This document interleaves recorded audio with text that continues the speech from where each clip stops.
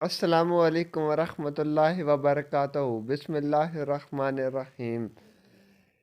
آپ کے انتقال پر پورے یورپ نے جشن منایا۔ یورپ والوں نے آپ کی قبر کے پاس آ کر رقص کیا اور شراب پیتے رہے اور کہنے لگے اب کسی کا خوف نہیں۔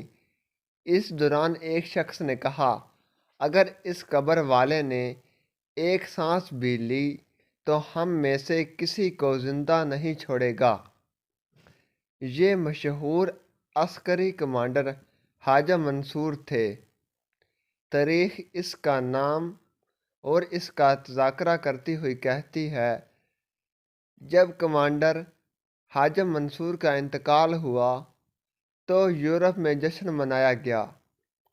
حال یہ تھا کہ یورپ کے اہم ترین رہنما نے آپ کی قبر پر بہت بڑا خیمہ لگایا اور سونے کے لیے چارپائی لگا کر آپ کی قبر کے اوپر رکھا اور اس پر اپنی بیوی کو لے کر سویا اور شاید زندگی میں پہلی بار بلا خوف سو گیا، کیونکہ منصور مٹی کے نیچے سو چکا تھا۔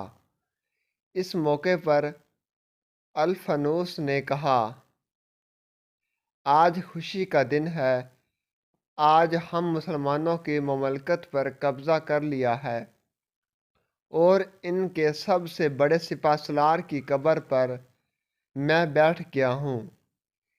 اسی دوران حاضرین میں سے کسی نے کہا اللہ کی قسم یہ قبر والا سانس لے ہم میں سے کسی کو زندہ نہیں چھوڑے گا۔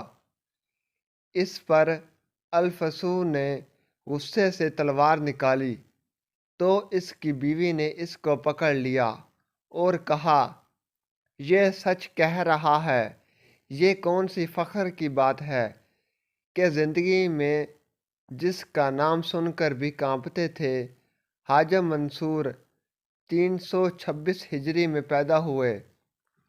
ابتدا میں رضاکار کے طور پر اسلامی فوج کے ساتھ کام کرتے رہے، پھر ان کی بہادری کی وجہ سے ان کو کرابطل شہر کی پولیس کا افسر بنایا گیا۔ اس کے بعد ان کی ذہانت کی وجہ سے ان کو حکمران کا مشیر منتخب کیا گیا، یہاں تک کہ گورنر بن گیا۔ 50 معرکوں میں اسلامی فوج کی قیادت کی، کبھی شکست سے آشنا نہیں ہوئے۔ منصور کی قیادت کا مطلب ہی جنگ جیتنا تھا۔ ان کے قدموں نے ایسی زمین کو قدم پوشی کا سر بخشا جو پہلے کسی مسلم قائد کو نصیب نہیں ہوا تھا۔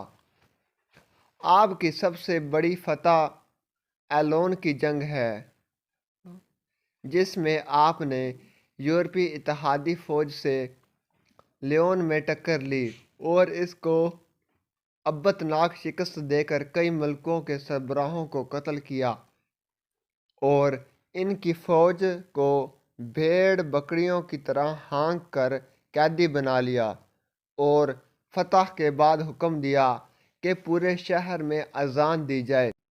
ویڈیو اچھی لگے تو چینل کو لائک کریں، سبسکرائب کریں، شیئر کریں اور بیل آئیکن پر بھی کلک کریں تاکہ ہماری ہر ویڈیو آپ کے پاس بآسانی پہنچ سکے۔ منصور پر معرکے کے بعد اپنی وردی میں لگے غبار کو جھاڑ کر اس کو جمع کر کے رکھتا تھا اور یہ وصیت کر رکھی تھی کہ جس دن میں اس دنیا سے جاؤں گا اس کو ان کے ساتھ دفنایا جائے۔